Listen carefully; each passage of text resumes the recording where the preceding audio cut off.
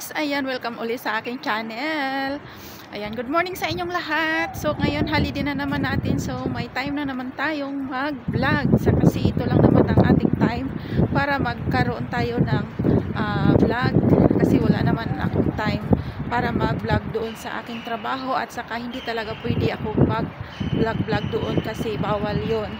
At saka bawal din ako sa cellphone. Hindi naman bawal pero hindi ako masyadong ano ng mga ganitong video hindi katulad dati kong amo na okay lang na mag-vlog ako doon. Ngayon kasi hindi iba yung amo ko ngayon. So ayun, muna tayo, focus tayo sa trabaho natin kasi yun naman talaga yung ating pinirmahan na kontrata dito. So ayun, dami na naman sinabi ni Marlab sa vlog niya. So ayun guys, ito, nakalabas na naman tayo. Stress. Tingnan nyo yung aking eye bag, nagkalakihan na. Kasi nakakatulog naman ako pero yung iba kasi yung nagtatrabaho ka na hindi ka komportable kasi iniisip mo yung kung ano na naman ang mood ng alaga, ano na naman yung kasi kahapon ng umaga nagalit siya sa akin kasi yung saan ba tayo dadaan? Nagalit siya sa akin kasi nalit ako kahapon ng gising guys kasi hindi nag-alarm itong cellphone ko. Hindi siya nag-alarm ng alas 5. So nalit ako ng gising, grabe. 6:30 na ginising ako ni ate. Oy Marlene, hindi ka ba magsasaing? Hindi ka ba magluluto ng almusal ng alaga mo? Na ano talaga ako, grabe talaga yung tulog ko. Tuloy-tuloy yung tulog ko. Na 6:30 na ako nagising. Tapos ayun, nalit ako ng loto. So nagalit yung alaga ko kasi nung paglabas niya, sakto naman na paglabas niya, luto na yung almusal niya. Pero nagalit pa rin siya sa akin kasi mainit. Ayaw niyang kumain ng mainit na pagkain. So, ayun. Nagalit na naman siya sa akin. Ayun, na-stress na naman ako. Ganun ako guys pag mayroong nagagalit sa akin. Nagagalit sa akin, na-stress ako. So, ayun, hindi maganda yung maghapon ko kahapon. Kaya, ayan, yung mata ko, ano na naman yung mata ko.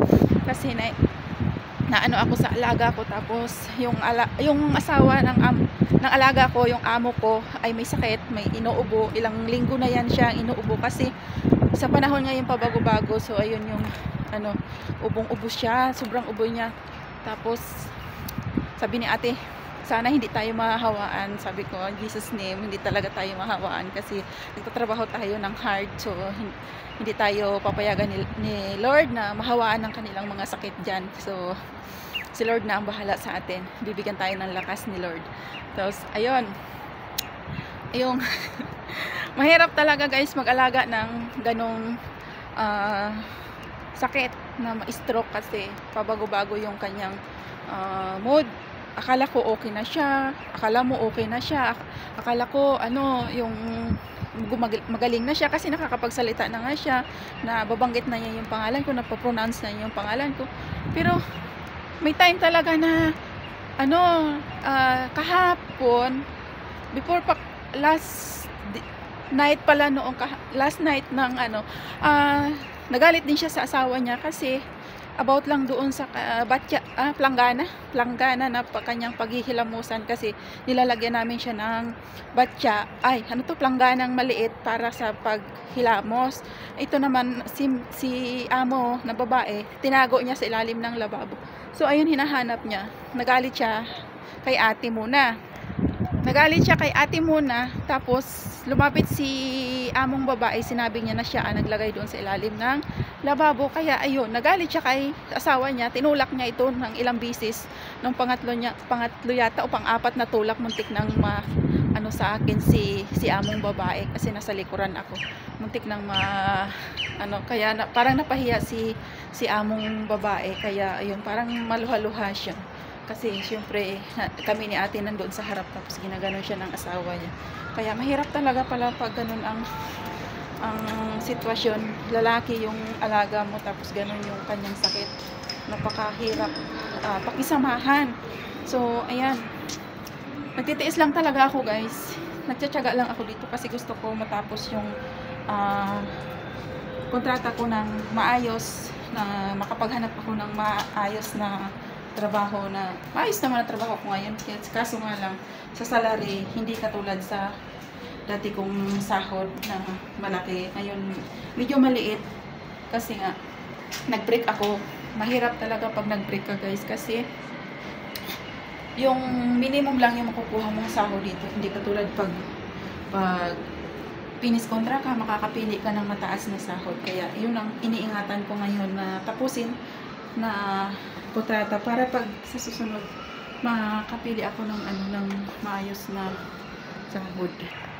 So yun nga pala ang ating dinaanan kanina ay yun yung park doon sa taas. Yung park ng bahay ng amo namin, may park dito. Dito naman sa dito naman tayo ngayon sa lobby. Lalabas tayo, pupunta tayo ngayon sa bus station. Maghahanap tayo ng may pupuntahan tayo. May pupuntahan tayo kaya ayan, samahan nyo ako. At magbabas lang kasi umuulan. Mag-train sana kaso maraming interchange sa train. 2-4 ba? Bus isa lang. So bus na lang tayo, makakapupag tayo ng ayos. Ayan guys, ang view ng bahay ng dito. Naulan guys ha. Umuulan kaya ayan. Medyo ganyan. Ayan. Hindi na ako nagdala ng sombrero kasi may naman tong aking jacket. So ayan, maganda siya dyan, maganda. Ayan, magandang tanawin. Yung nagbablog lang hindi maganda. So ayan, samahan niyo ako, pupunta tayo sa bus. So nandito na tayo sa labas. Pupunta tayo sa station ng bus. Ito ay station din dito kaso pauwi na ito, papunta na doon sa Shaten. So tayo ay liliban doon kasi nandoon sa kabila yung papunta ng Shamshuko. Punta tayo ng Shamshuko. Doon tayo magalagala. Maghanap tayo doon. May bibiliin ako, mas mura kasi doon guys yung mga mga shampoo, mga gamit sa pagpaligo, yung mga ganon. Basta mura doon sa Shamshuko yung mga bilihin, kahit yung mga prutas, kahit yung mga biscuits, mura doon talaga. Dito kasi halos doble yung yung price dito sa lugar namin. Parang siya, parang kasi province nga dito sa amin. Parang ganoon din sa atin. Iba yung sa Divisoria, iba sa Maynila ang presyo kaysa Tagaytay. Sa Tagaytay ginto din ang mga bilihin. Parang dito din. So ganoon. Dahil gusto natin makatipid. So pupunta tayo doon sa mura.